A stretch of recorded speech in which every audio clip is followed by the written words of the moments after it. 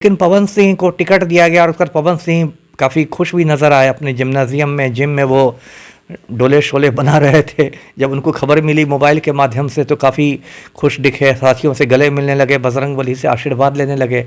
लेकिन उसके बाद तृणमूल कांग्रेस ने ही उनका खेल बिगाड़ दिया। तो सही तो देखिए क्या है कि अक्षरा सिंह के तथा उनका एक परिचय ये भी है कि पवन सिंह की पूर्व प्रेमिका भी है। एक समय तो दोनों का नाम साथ साथ लिया जाता था। तो यदि पवन सिंह का टिकट कट गया आसनसोल से और अक्षरा सिंह को मिल गया तब तो ये डबल तमाचा वाली बात हो जाएगी, मतलब जले पर नमक वाली बात हो जाएगी पवन सिंह के लिए कि आपका टिकट भी गया और अक्षरा सिंह को मिल गया।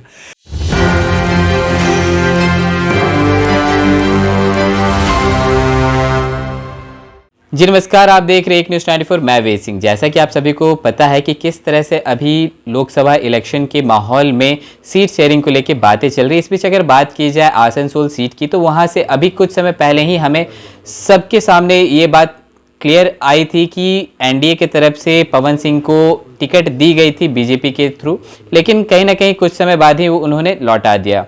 इसके पीछे बातें तो बहुत सारी की जा रही थी, लेकिन इस बीच में अगर बात की जाए उनका कहीं ना कहीं मन था कि वो कहीं ना कहीं आरा से लड़ना चाह रहे थे। सूत्रों के हवाले से ऐसा खबर आ रहा था। तो इन्हीं सब तमाम मुद्दों पे बातें करने के लिए आज हमारे साथ मौजूद है पूर्व IPS officer Amitabh Das ji. Sir पहले तो स्वागत है आपका। जी धन्यवाद आपका। सर अभी चुनावी माहौल है, इस पीछे अगर बातें की जाए आसनसोल सीट को लेके तो अभी कुछ समय पहले की ही बात है कि बीजेपी टिकट देती है पवन सिंह को, जो कि उनके स्टार प्रचारक हैं, लेकिन कुछ समय बाद पवन सिंह खुद ही मतलब वो टिकट को रिटर्न कर देते हैं। इसके पीछे क्या मामला लग रहा है सर?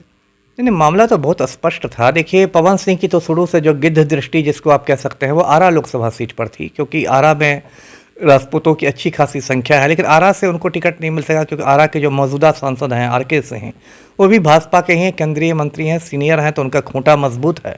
पवन सिंह उनका खूंटा नहीं उखाड़ सके तो इसलिए उनको आसनसोल में एडजस्ट किया गया। आसनसोल है तो पश्चिम बंगाल में, लेकिन वहाँ मतलब अच्छी खासी तादाद है यूपी और बिहार के लोगों की, भोजपुरी बोलने वालों की भी अच्छी खासी तादाद है। अभी वहाँ के मौजूदा सांसद जो हैं वो शत्रुघ्न सिन्हा हैं, बिहारी बाबू जिनको कहते हैं, वो तृणमूल कांग्रेस से हैं। तो भाजपा आलाकमान के दिमाग में कहीं ना कहीं ये बात थी कि भाई एक बिहारी अभिनेता के खिलाफ एक दूसरे बिहारी अभिनेता को उतार दो, जो कहते हैं ना लोहा से लोहा को काटने वाली बात थी। लेकिन पवन सिंह को टिकट दिया गया और उसका पवन सिंह काफ़ी खुश भी नज़र आए अपने जिम्नाजियम में जिम में वो डोले शोले बना रहे थे। जब उनको खबर मिली मोबाइल के माध्यम से तो काफ़ी खुश दिखे, साथियों से गले मिलने लगे, बजरंगबली से आशीर्वाद लेने लगे। लेकिन उसके बाद तृणमूल कांग्रेस ने ही उनका खेल बिगाड़ दिया। तृणमूल कांग्रेस के मंत्री हैं बाबुल सुप्रियो, राज्यसभा एमपी हैं सागरिका घोष। इन लोगों ने एक के बाद एक ट्वीट किए, उसमें वीडियो भी टैग किया कि इसने अपने वीडियो में फिल्मों में बंगाली महिलाओं के बारे में अभद्र टिप्पणियां की है, बंगाली महिलाओं को माल कहा है या बंगाल से लाइव सौतनिया, इस तरह की चीज़ें कही हैं। तो उसके बाद जो भाजपा जो आला कमान था वो मतलब डिफेंसिव पर आ गया, रक्षात्मक मुद्रा में आ गया। और टेंशन ये हो गया भाजपाइयों को कि भाई यदि इसको बड़ा मुद्दा बना लेती है तृणमूल कांग्रेस तो पूरे पश्चिम बंगाल में 42 सीटें हैं, तो एक पवन सिंह के चक्कर में कहीं और भी सीटों पर नुकसान ना हो जाए। तो फिर पवन सिंह से कहा गया कि भाई आप वापस लीजिए, है ना, क्योंकि खुद भाजपा ने टिकट दिया तो खुद वापस लेना थोड़ा और अटपटा हो जाता।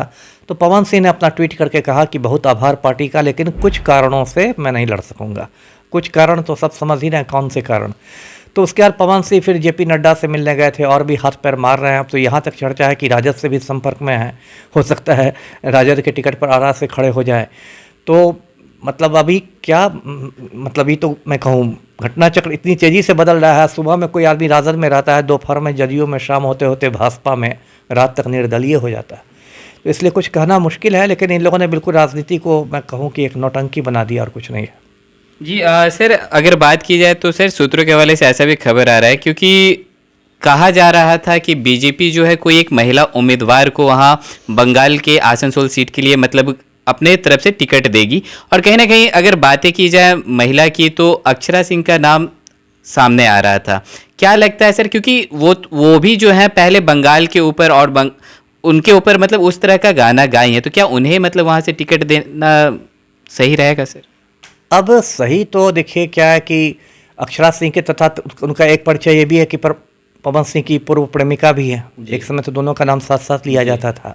तो यदि पवन सिंह का टिकट कट गया आसनसोल से और अक्षरा सिंह को मिल गया तब तो ये डबल तमाचा वाली बात हो जाएगी, मतलब जले पर नमक वाली बात हो जाएगी पवन सिंह के लिए कि आपका टिकट भी गया और अक्षरा सिंह को मिल गया। पवन सिंह ने इसी टिकट के चक्कर में कम से कम एक शुभ काम हुआ टिकट के चक्कर में कि ज्योति सिंह के साथ सुलह सफाई हो गई। जो आरा में उन लोग का इतने दिनों से आरा कोर्ट में विवाद चल रहा था, तलाक का मुकदमा, वो ख़त्म हो गया। उन लोगों ने कहा कि अब हम साथ साथ रहेंगे, तो एक तो साइड इफ़ेक्ट अच्छा हुआ है। तो अब अक्षरा सिंह, देखिए उस अक्षरा सिंह ने कोई गाना गाया है नहीं, बंगाली महिलाओं पर मुझे नहीं जानकारी है, लेकिन चूंकि अक्षरा सिंह खुद महिला है तो हो सकता है उस पर उतना नहीं हमला हो सके जितना किसी एक पुरुष के गाने पर हो जाता है। लेकिन ये बात भी अभी फिर अटकलों के इसमें है, दायरे में है, अभी इस पर भी मतलब कोई पुष्टि नहीं हुई है। और हर जगह से आप देखेंगे अलग अलग मीडिया से डेली नए नए नाम उछलते हैं, आज वहाँ से आ रहा है, वो आ रहा है, वो और अंत में फिर एक कोई चौंकाने वाला नाम आ जाता है जिसकी कहीं चर्चा भी नहीं रहती है, वो कोई ऊपर से पैराशूट कर जाता है। इससे जब तक टिकट बिल्कुल फाइनल नहीं हो जाए, कोई व्यक्ति नामांकन नहीं कर दे, तब तक नहीं कहा जा सकता है कि इसको फाइनल समझिए।